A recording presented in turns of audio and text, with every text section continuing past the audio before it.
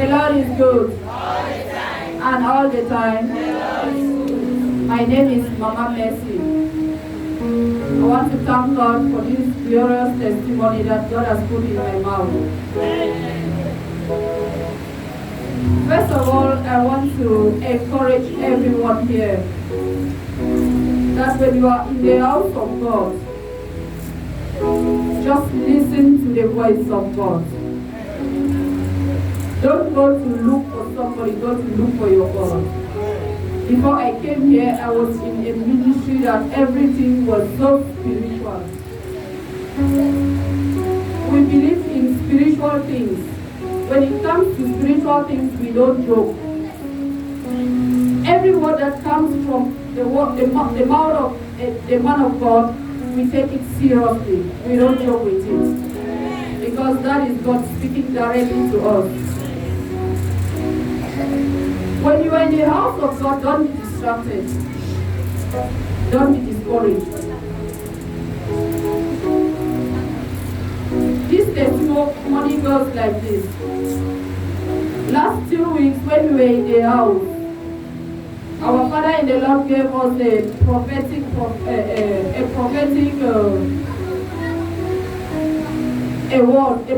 word concerning this Adanui oil.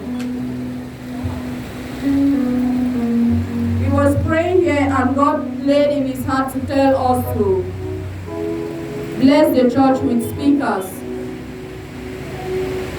He said anybody that God has told their heart to come and bless the church to come out.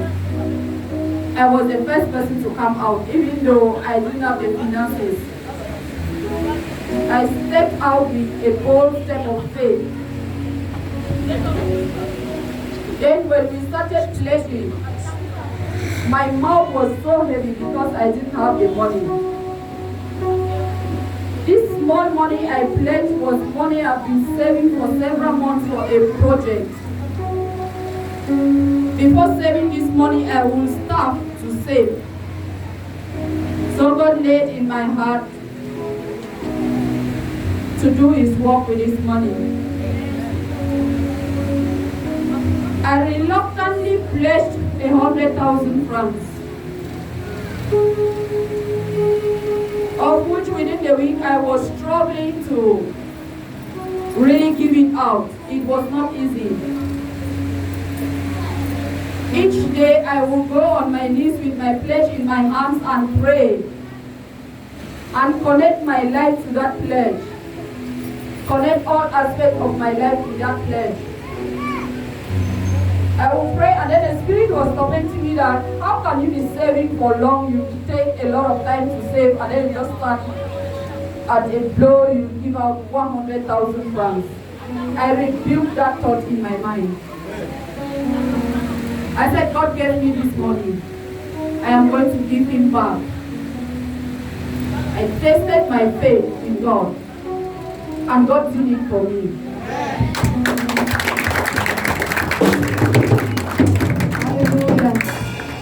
So Mama, tell us, when you gave your pledge to God, what happened? I was really battling with this pledge. Every morning I would get up and kneel and pray with it, connecting some issues to this pledge. And then when I get to work, something will come in my mind that you did not connect this part. Go home and pray. That's how I continued. So on Friday I was supposed to travel by night. I said, I will not travel without giving out this pledge. I will not afford to owe God again. What I had promised is now a debt.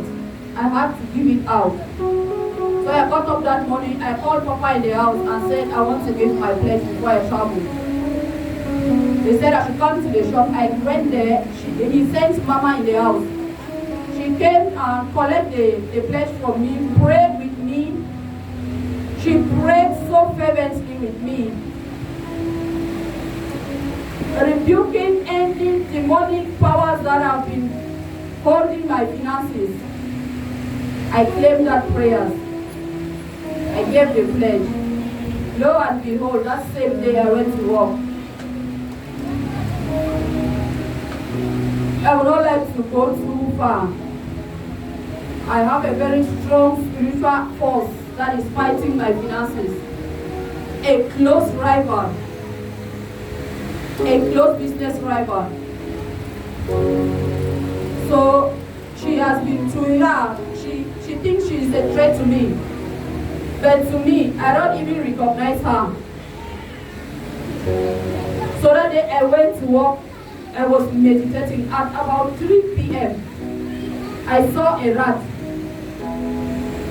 A rat came out from under a bed, a patient's bed in my place. Was moving around my shop, up and down. When I get up, the rat will run. Like 3 times. Then the 4th time he came out, something came in my mind that I had this oil. I rushed and collected it, opened it, spilled it on the rat. The oil touched the rat. The rat started battling between life and death. You know, a rat has a way of moving. But this one was moving like a human being. A rat moves so swiftly. But this one was moving like a human being. The 4th time the rat came out, stood on top of a pan beside the patient's bed, was looking at me and nodding the head like this. That is when it came to my mind that I had this oil in my shop. I collected it, opened it, and spilled it on the rat. It touched the rat. So the rat was now battling between life and death, struggling up and down, ran under the bed. I struggled to remove the rat. He struggled to go out and was struggling to enter that my rival's shop. I went out, I had a stone in my hand. There is a block that is separating our shop. The rat was hiding under the block. So I sent that stone and hit the block that the rat was hiding under. The rat came out from under that block and fell in front of my shop. I did not touch the rat. Blood was already moving out of the rat's nose. Before I said, let me go and get into my shop and take my phone and film it, the rat was already stiff. The rat was dead and instantly it was stiff. I have never seen a rat. A normal rat, if you kill a normal rat, it will be like about 4 hours before the rat becomes stiff. But instantly, it was not up to 3 minutes. The rat was already stiff. Okay, that's when I sent the rat now to Daddy, and then he instructed me on what to do with the rat. I got home, I did the instruction, I burned the rat was not burning. I burned the rat for so long, the rat was not burning. So I had to keep the rat. I informed him before I traveled. I keep the rat inside a bucket and then keep it on the wall of the house, of the fence. I traveled to Bamenda on Friday night and I came back on Tuesday morning. I removed the rat, it was still intact.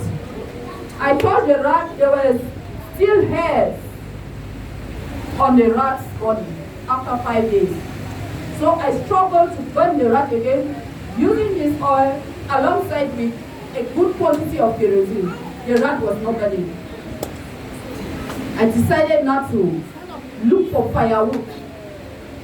I destroyed the rat, I pieces the rat and heaped the firewood on top of it. That is when I burned it before the rat got burnt. Hallelujah. Please let's join our hands together for